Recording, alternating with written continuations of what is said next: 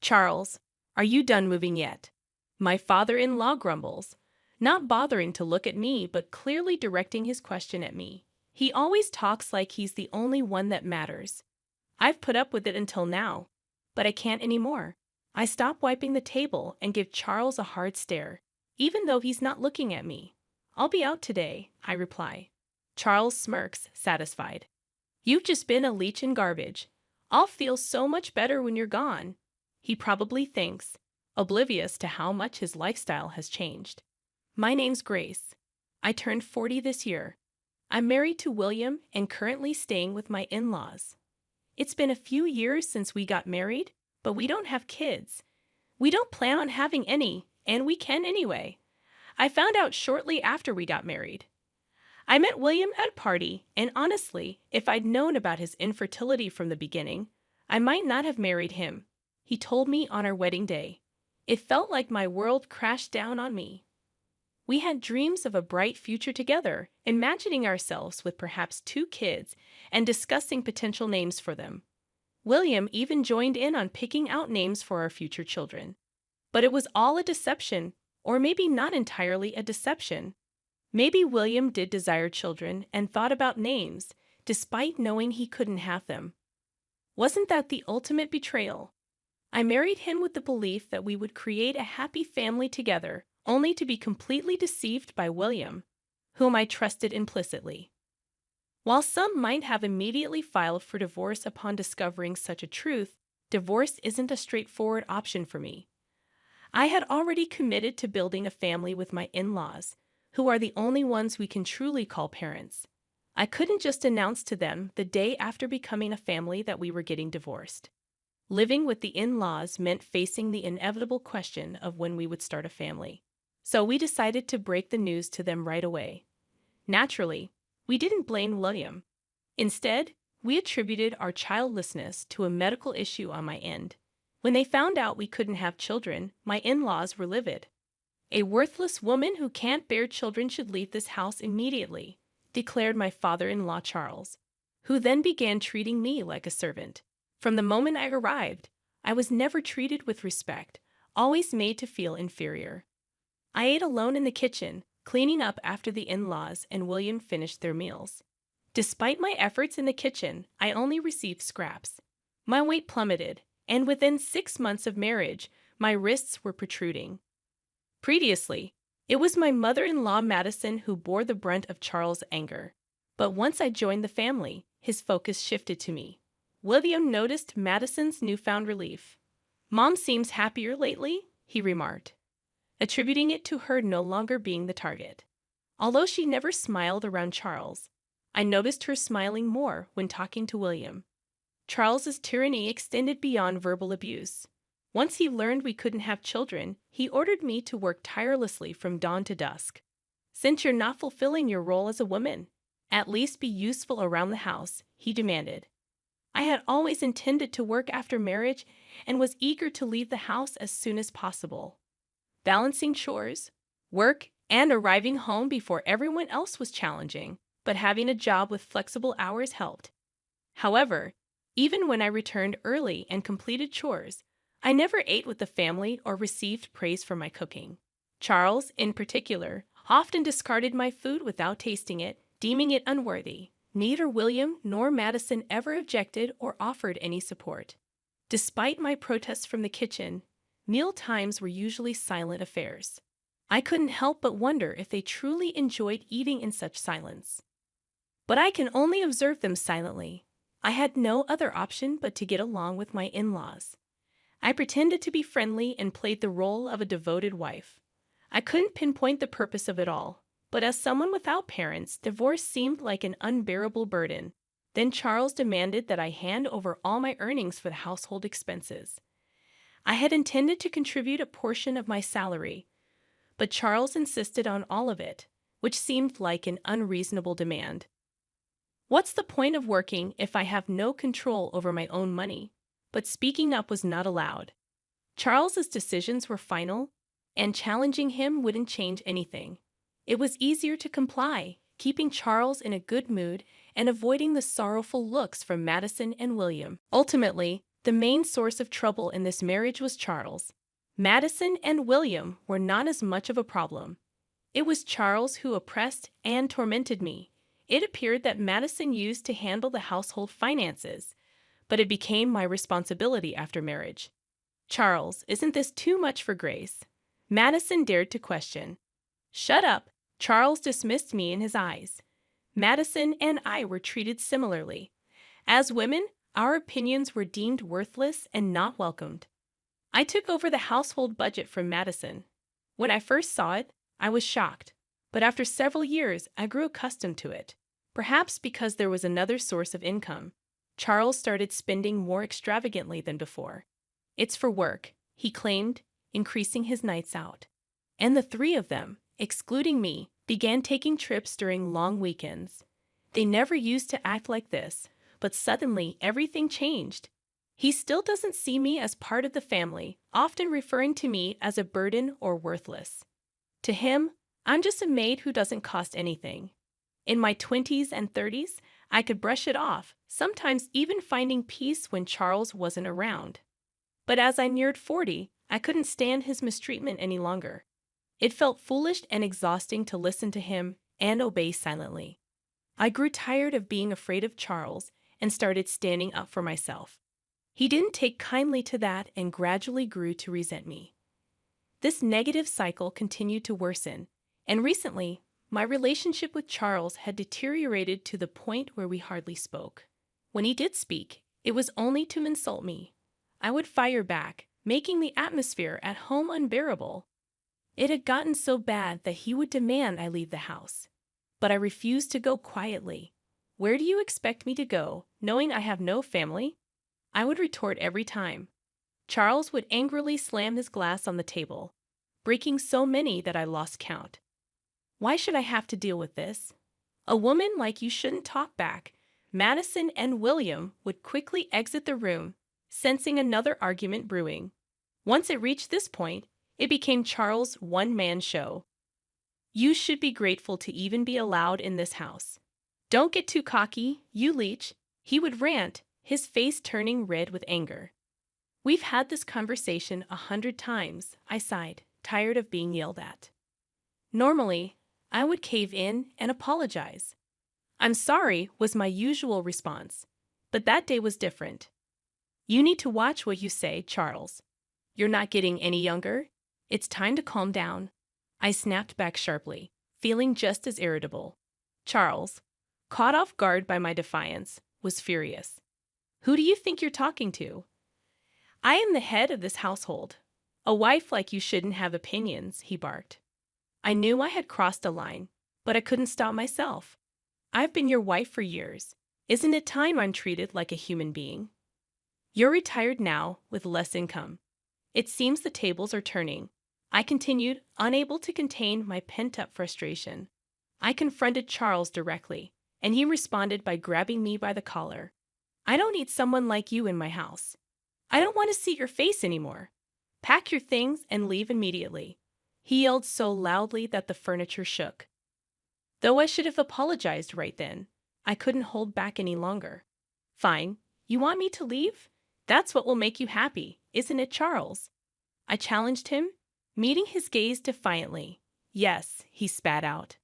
Unable to remain silent any longer, I declared, then I'll do it. He stormed off to his room with a loud noise, and I, feeling somewhat calmer, began cleaning the living room, which Charles had left in disarray. Madison came to check on me with a worried expression, but left without saying anything, returning to her own room. I realized I had no place in this house anymore.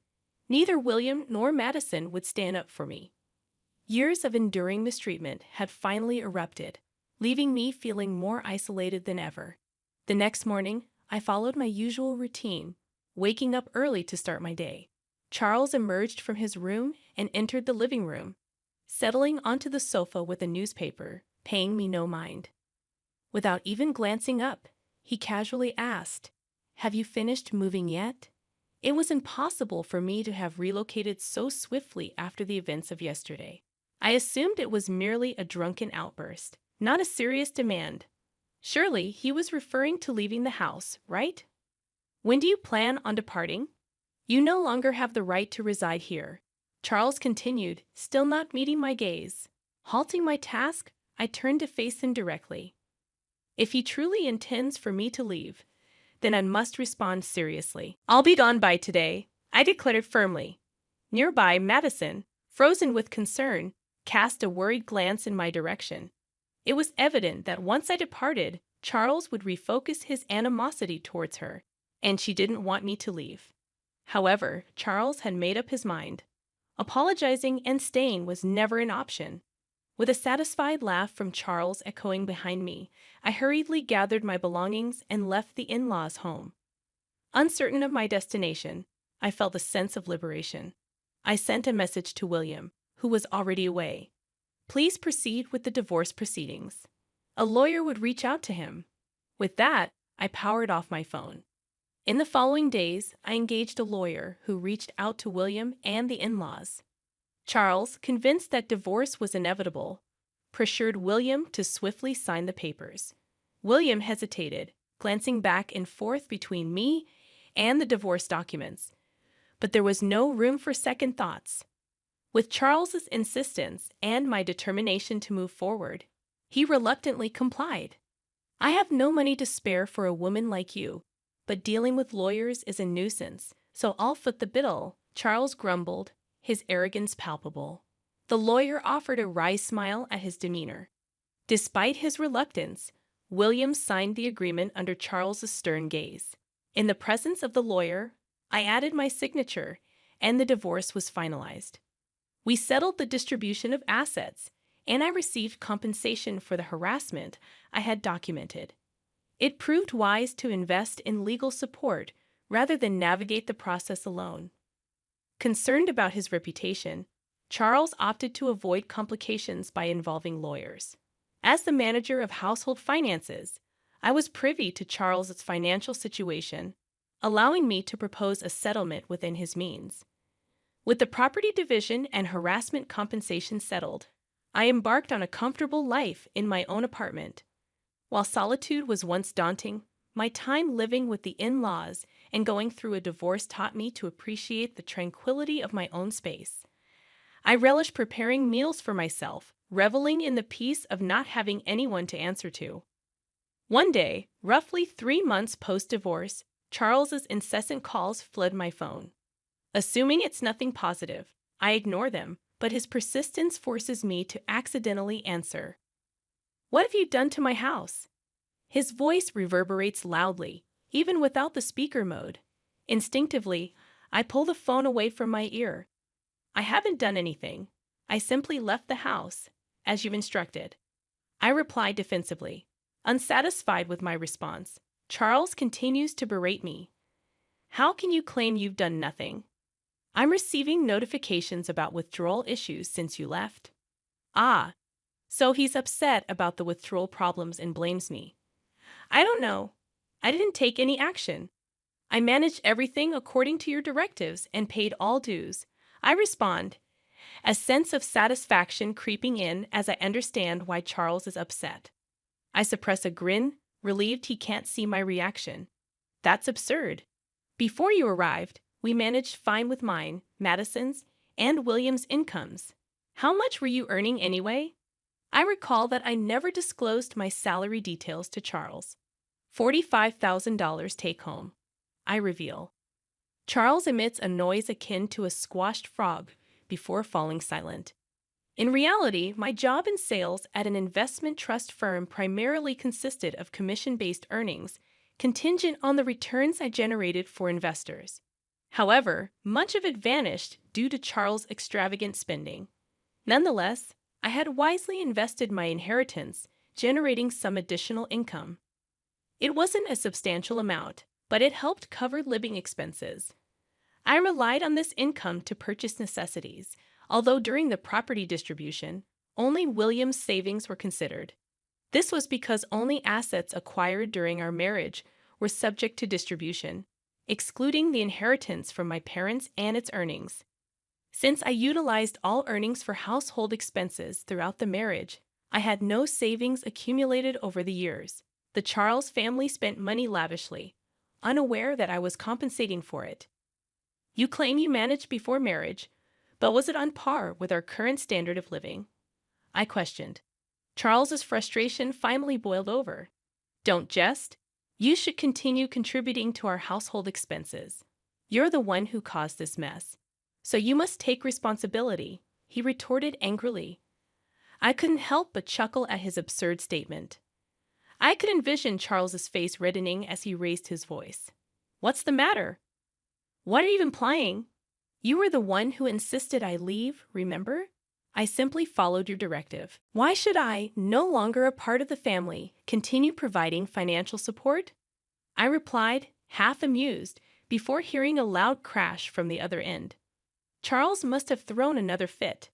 The realization that I no longer had to clean up after him almost made me wish for more destruction. Moreover, we're strangers now, not family, not anything. Please refrain from assuming familial obligations. Manage your own finances. I left you with enough to sustain yourself, didn't I? With that, I bid him farewell and disconnected the call. I anticipated more calls from Charles, but none came. I thought perhaps he was feeling remorseful, but it seemed that wasn't the case. Instead, it appeared he was too ashamed to admit he couldn't meet the payments. He resorted to pressuring William and Madison to borrow money from financial institutions to cover their expenses. While payments were made, it only led to accumulating debt. Refusing to adjust their lifestyle, they continued living beyond their means. Continuing like this will only lead to more debt. You need to make changes, I warned, but they persisted, unable to meet their financial obligations and sinking further into debt each month. William reached out to me, foolishly considering reconciliation and even suggesting severing ties with his father to reunite. How could he propose such a thing now, after failing to defend me against Charles's mistreatment? Despite my decision to stand by William, knowing we couldn't have children, he never protected me. His suffocation under Charles' influence is no longer my concern. I wish they would grasp the consequences of their actions and endure the repercussions. Now, the in-laws find themselves burdened by debt yet unwilling to adjust their lifestyle. Charles, now working as a contract laborer with reduced pay, and William and Madison have taken up part-time security positions. It's not just Charles. Madison and William are also guilty of refusing to downsize their living standards. Despite being stretched to their limit, they refuse to make sacrifices. I used to be consumed with protecting William, but now I prioritize my own well-being. At 40, the prospect of having children may be challenging, but I remain open to the possibility. Before the divorce, mornings felt like a burden, but now I wake up feeling rejuvenated. I eagerly anticipate a brighter future in my newfound independence.